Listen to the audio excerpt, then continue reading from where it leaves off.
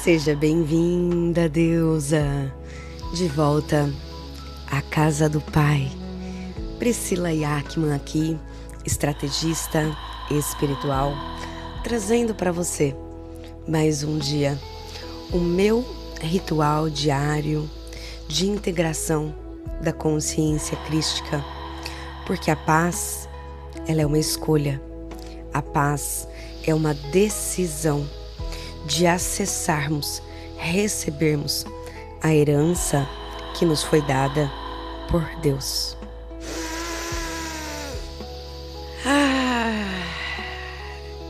Dia 1º de março, que coisa mais linda, mais rica e mais abençoada. Esse é o mês que eu amo também, né? Porque agora dia 4 é o meu aniversário, fazendo aí 41 anos nessa jornada da vida. E se tem uma coisa que eu posso te dizer é que bom que eu cheguei até aqui, que bom que eu encontrei todas essas peças do quebra-cabeça ainda em vida, que bom que hoje eu verdadeiramente posso ter escolhas, muitas que a maioria das pessoas não compreenderiam, mas dentro do meu coração, só de falar aqui pra você agora o meu corpo tá inteirinho vibrando, sabe? Quando a gente consegue achar esse caminho, esse lugar dentro de nós, que só existe a certeza, que só existe o amor, que nós estamos o tempo todo no momento certo, no lugar certo, na hora certa e com as pessoas certas.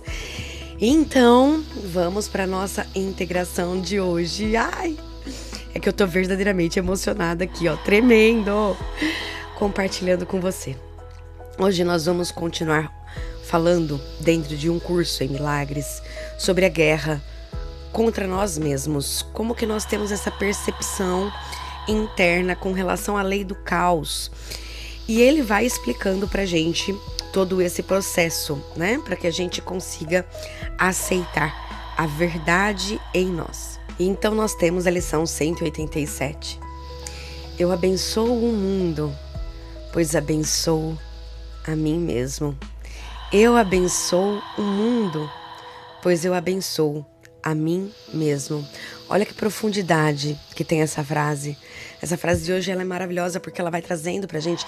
Não existe o outro, só existe um único Filho de Deus. E quando a gente começa a se reconhecer nesse estado de unicidade, você reconhece que você não está abençoando outra pessoa. Você está abençoando a você mesmo. Então essa lição ela está formidável. E um curso de amor vem fechar, vem coroar o nosso estudo, falando sobre o retorno à unidade e o fim do pensamento, como a gente conhece. É muito profundo esse texto e essa leitura, e eu lembro você que aqui na descrição você encontra o Notion completo para que você possa ler todos os trechos e ter verdadeiramente uma leitura muito mais profunda. Aqui o que ele traz existe esse espaço entre os pensamentos, que com a prática, com o treino, com a disciplina diária, nós vamos conseguindo nos desidentificar do pensamento e reconhecer quem somos em essência, fora da forma do corpo. Desapegue do que você conhece como corpo, nome, identidade. Não, é um outro caminho.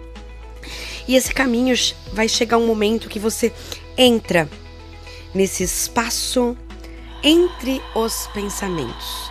Talvez por um milésimo de segundo, talvez você consiga se sustentar um segundo.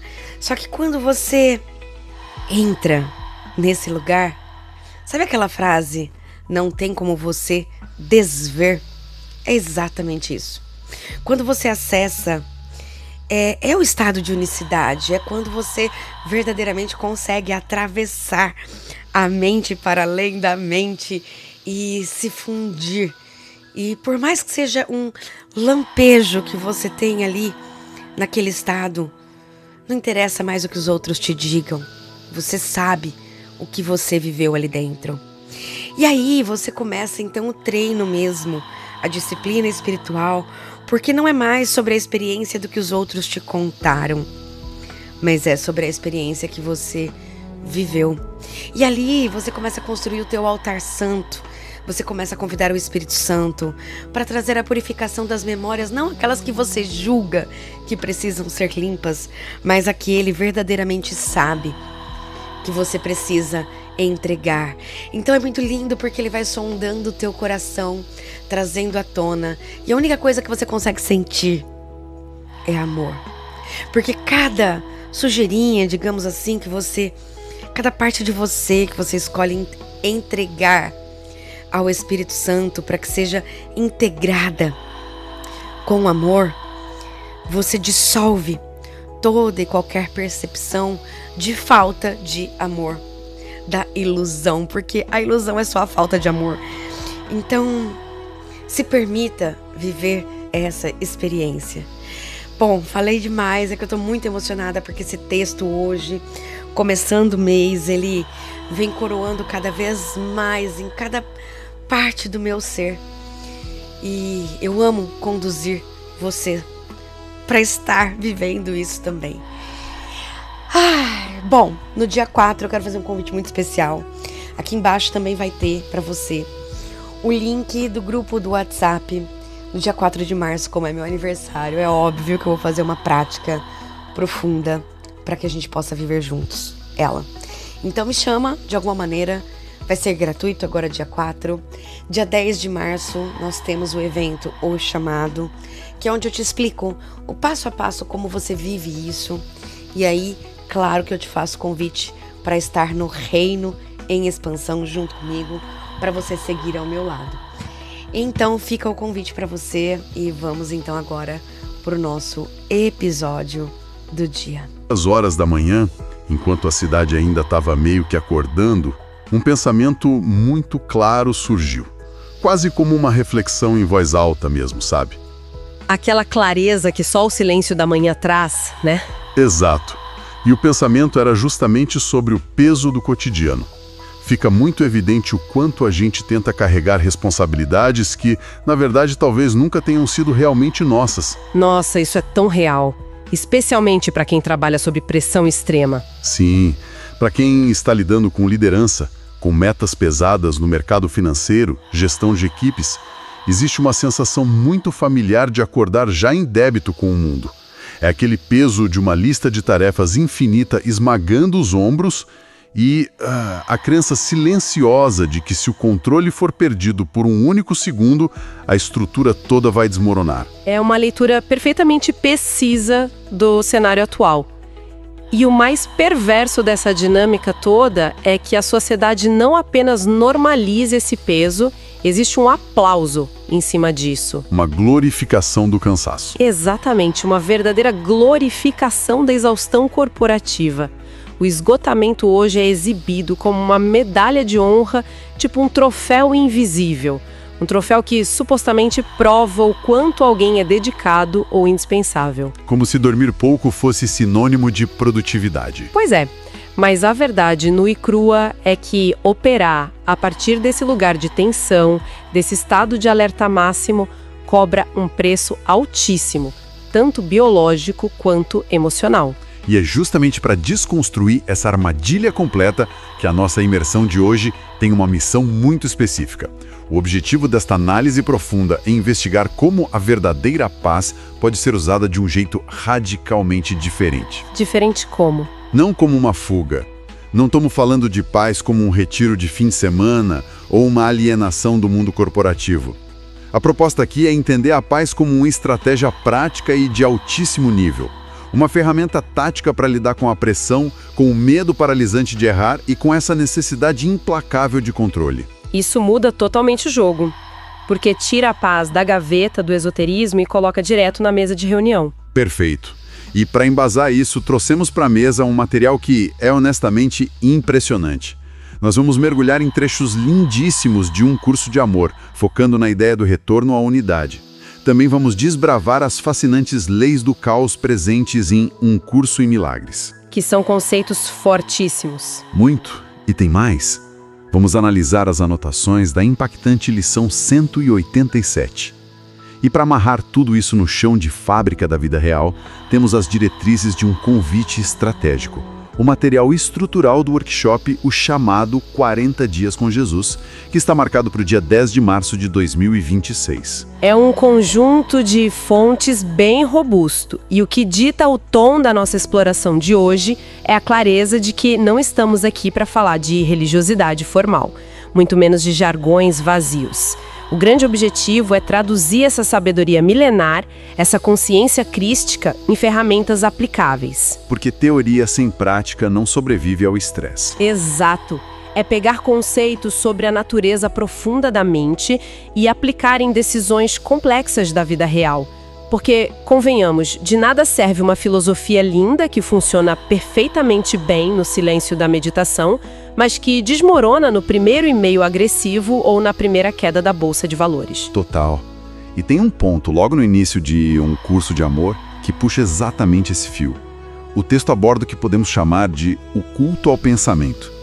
Na nossa cultura, a arte de pensar é venerada de uma forma quase religiosa, né? Com certeza. A capacidade analítica é o nosso grande Deus moderno. A gente é treinado para fazer listas de prós e contras, para focar a mente com força bruta e tentar antecipar cada pequeno risco estratégico. Só que o texto aponta uma armadilha sutil. Ele diz que esse excesso de pensamento racional é perigoso se vier de uma mente separada. E essa é uma chave de virada imensa. Mas explica isso melhor para quem nos ouve. Porque no mundo dos negócios, se não houver pensamento lógico, o negócio quebra. Como assim o pensamento é uma armadilha? É uma excelente provocação. E aqui entra a separação entre a inteligência prática e a neurose. O texto descreve os pensamentos puramente individuais, aqueles carregados de ansiedade, como o último baluarte do ser separado. É o último esconderijo do ego. O ego se esconde no excesso de análise? Isso! E o que isso significa na prática diária? Significa a crença enraizada de que a resolução de qualquer problema depende única e exclusivamente do esforço individual. É aquela voz interna martelando a ideia de que é preciso antecipar todos os cenários de catástrofe sozinha. A famosa síndrome de Atlas, tentando segurar o céu nas costas. E a pressão fica insuportável porque a premissa inteira é falsa. Não existe essa separação. Dá para ver muito isso em líderes que centralizam tudo. Acabam entrando em colapso.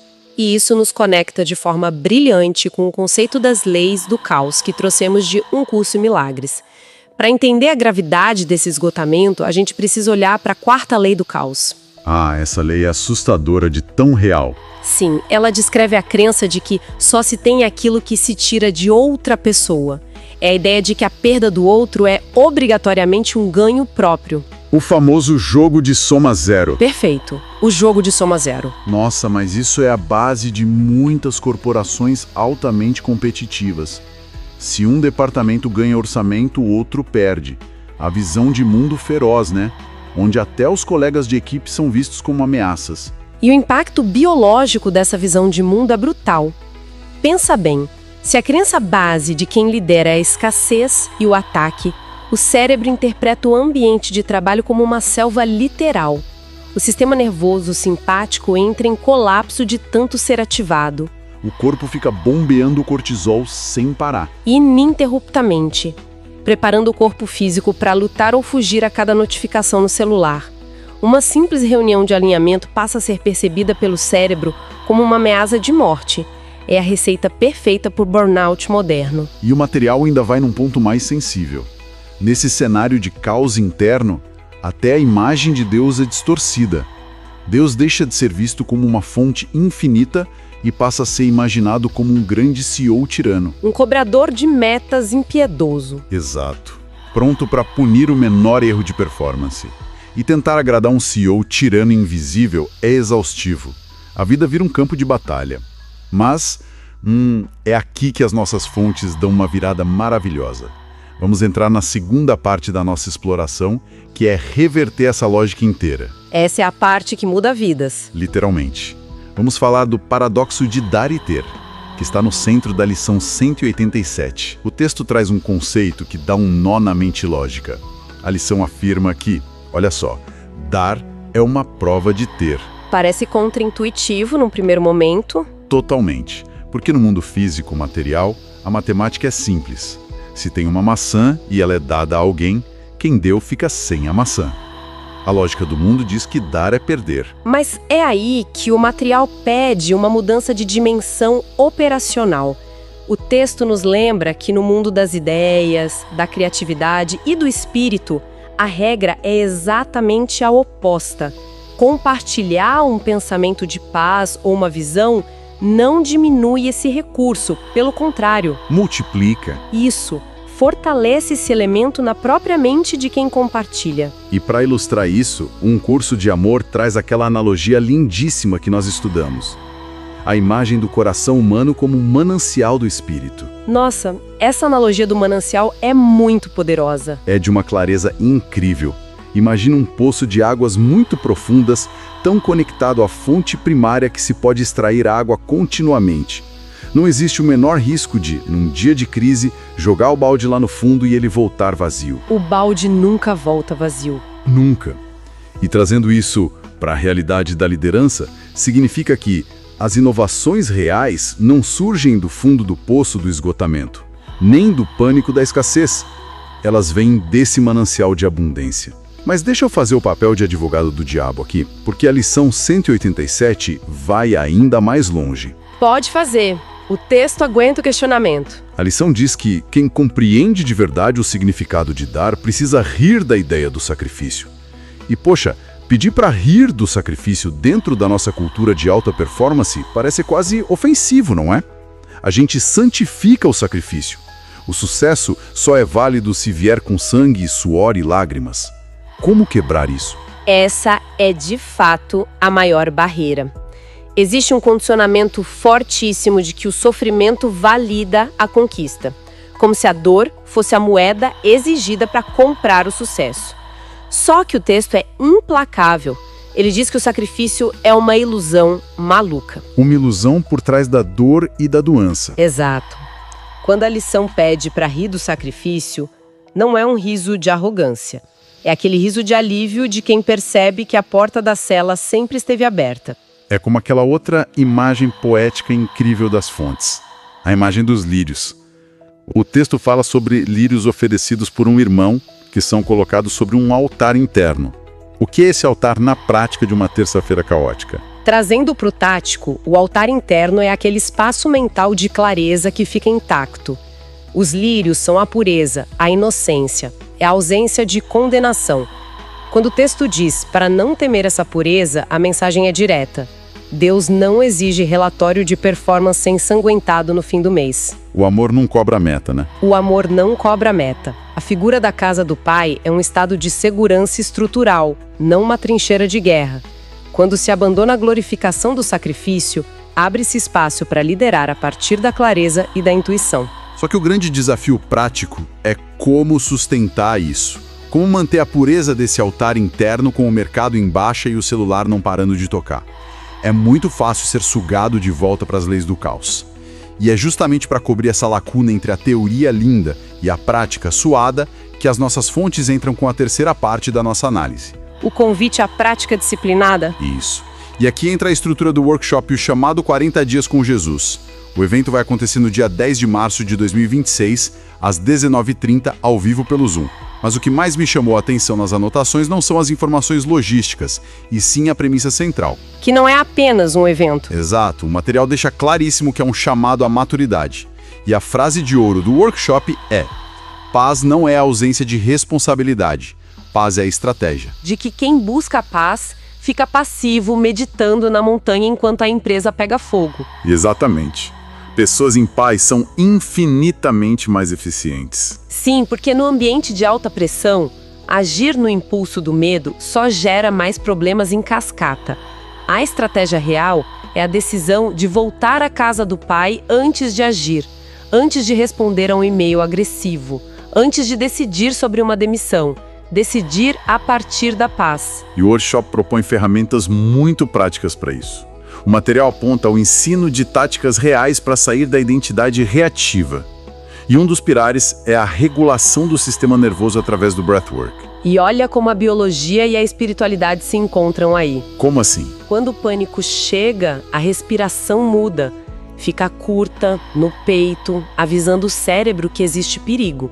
O uso de técnicas de respiração consciente, o breathwork, não é só para relaxar, é um hack do sistema biológico.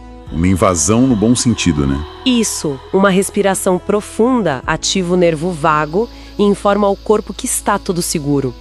Essa pausa é o ato tático de construir o altar interno, é ancorar o corpo físico para que a mente acesse o manancial em vez de reagir pelo medo. Sensacional. E analisando a continuidade desse processo, nota-se que o workshop é apenas a porta de entrada. O material mostra que ele abre caminho para algo maior, que é a mentoria Reino em Expansão. E dentro dessa mentoria tem a inclusão de O Caminho da Deusa e a Jornada dos 40 Dias. O que é fundamental explicar, porque o nome O Caminho da Deusa pode gerar dúvida num contexto de consciência crística. Verdade. Mas as anotações pontuam que não se trata de mitologia. É sobre a integração do princípio feminino, a intuição, o fluxo, o acolhimento. Algo que precisou ser muito reprimido no mundo dos negócios, onde muitas vezes se exige o uso de uma armadura hipermasculina para sobreviver. É uma constatação muito profunda. Há uma crença de que a liderança exige lógica fria e força bruta para garantir respeito. Inserir esse caminho de intuição sob ótica crística é um convite para baixar as armas. É entender que a intuição não é fraqueza, é visão estratégica de longo alcance. Só que sustentar isso exige prática, né? Muita. Lembrar desses conceitos no domingo de manhã, lendo um livro, é fácil. O teste de fogo é sustentar essa frequência na terça-feira à tarde, com o sistema travando e as metas estourando. Sustentar o invisível no meio do caos corporativo exige disciplina espiritual constante. E essa disciplina não tem a ver com rigidez ou punição. É apenas a capacidade gentil de voltar para casa, de voltar para o centro, sempre que a mente tenta fugir para o caos. Fazendo um resumo geral da nossa imersão de hoje, a jornada foi intensa e muito rica. Sem dúvida, passamos por camadas profundas. Nós começamos desconstruindo a armadilha do pensamento isolado, entendendo como o jogo de soma zero das leis do caos adoece o corpo com cortisol. Depois, passamos pelo fim absoluto da ideia de sacrifício através da lição 187. Entendemos que compartilhar não é perder, é fortalecer o manancial interno. Que nunca seca. Que nunca seca. E por fim, aterrissamos na aplicação prática. Usar ferramentas como regulação emocional e respiração para adotar a paz como a bússola para decisões no mundo real. É literalmente uma atualização de sistema operacional interno. E para coroar essa conversa toda, existe uma última provocação que tiramos das leis do caos de Um Curso em Milagres. É uma métrica definitiva que ainda não tínhamos mencionado. Qual é a métrica? Normalmente o mercado mede sucesso pelo lucro, por seguidores ou por bater a meta do trimestre. Mas o texto traz um teste muito mais simples e muito mais implacável para avaliar se a direção tomada leva à sanidade ou ao inferno do esgotamento. E qual é a pergunta do texto? A pergunta é muito direta. Como fica o sentimento interno? A paz está presente na consciência? Uau! É um divisor de águas? É o filtro absoluto. Para qualquer negociação, para qualquer reunião de diretoria ou até para uma conversa difícil em família. Se a paz foi perdida no processo de tomada de decisão, a estratégia falhou, mesmo que o resultado financeiro aparente sucesso. Porque o custo de destruir o manancial não compensa nenhuma vitória externa. Nenhum troféu de exaustão vale a perda do altar interno. Que pensamento provocador para encerrarmos esta análise profunda. Fica esse convite claríssimo. Voltar para o centro antes de decidir e, inegociavelmente, decidir a partir da paz. Esperamos que essa exploração das fontes tenha oferecido não apenas estratégias, mas um respiro genuíno para quem lida com o peso do cotidiano. Fica o chamado para dar esse próximo passo de maturidade no dia 10 de março. Nos vemos na nossa próxima imersão profunda. Até lá, mantenham o manancial protegido, respirem conscientemente e lembrem-se de que a verdadeira paz é sempre a melhor estratégia. E que o seu dia seja incrível.